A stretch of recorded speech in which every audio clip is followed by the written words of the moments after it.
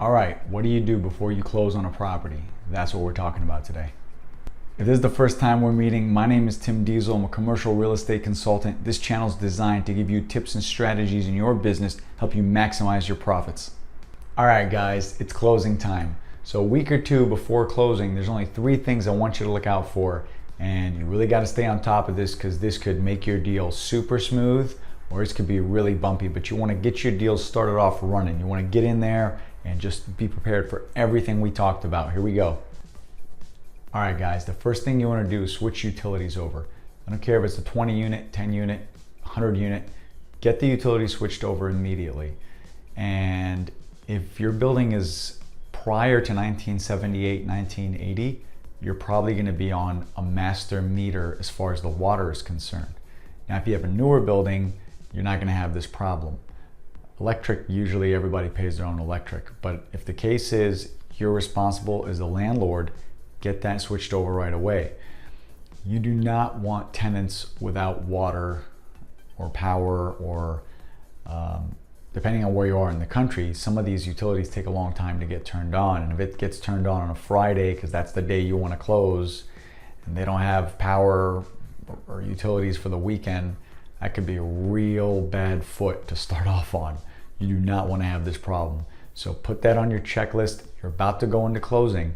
Now we've done everything. So up to this point, we're at the finish line now. I'm going to take you guys all the way through the deal. So before you do that, these are one of the 3 things you want to do. The first one is utilities, all right? All right, guys. Number 2 is management. You got to get management in place.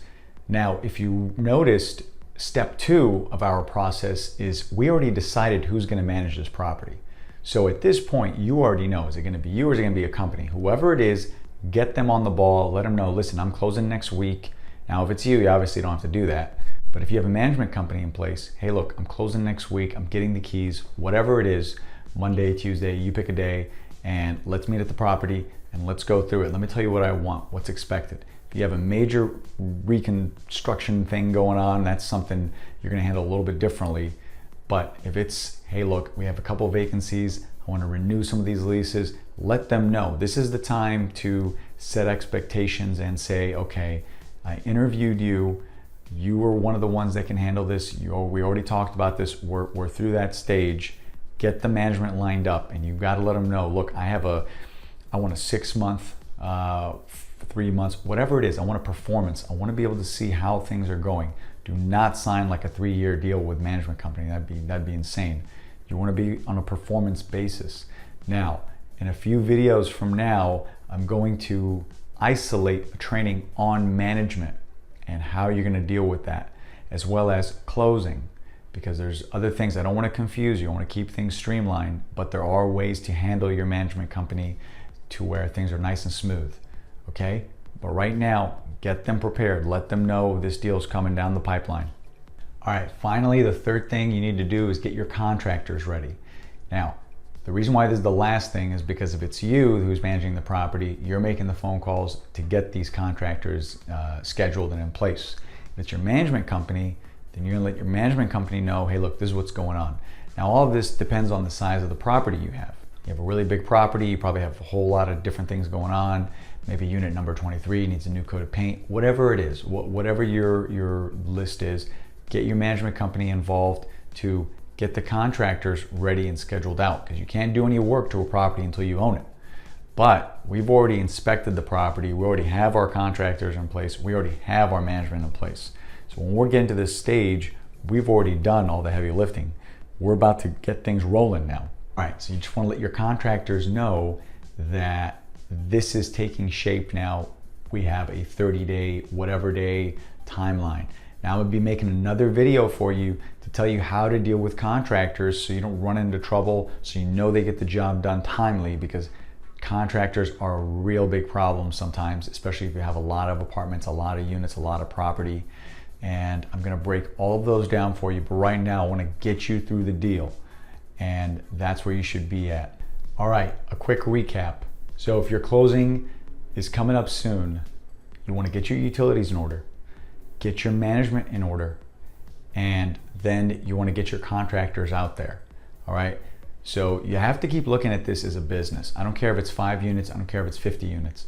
Your business is in jeopardy now. You put your money up, you open the doors, your grand opening, you're in there, get the things rolling. You got to get the systems in place. You want to get them on early. So do not let 6 or 7 months go by until you say, okay, I'm going to pick this up a little bit later. No, you got to get on the ball. If the contractors aren't working, get rid of them, find someone else. If the property management isn't working, get rid of them, find someone else. If it's you, then there's no excuses. You should really be on top of this thing. And that should be pretty much everything you need at this point. Now, on the next video, we're gonna walk you through what to do when you actually own the property. So from this point, hopefully you own the property. We're gonna start helping you going through it, and you're gonna be able to answer all the questions. And if you have anything else, you're gonna know how to deal with it. All right, guys, my question for you today is, how have you closed your properties before this point? Have you already been doing this? Or if you haven't closed the deal yet, what are your biggest challenges? So I'd really like to know. Hey, that's all I got for you guys. Like this video, subscribe to this channel, leave me comments. I love answering questions. Let me know what you guys want to hear, because I'm going to be bringing it to you. Look out for the next videos, because we got more. All right, guys, my question for you today is, how have you closed your properties before this point? Have you already been doing this? Or if you haven't closed the deal yet, what are your biggest challenges? So I'd really like to know. Hey, that's all I got for you guys. Like this video, subscribe to this channel, leave me comments. I love answering questions. Let me know what you guys want to hear, because I'm going to be bringing it to you. Look out for the next videos, because we got more.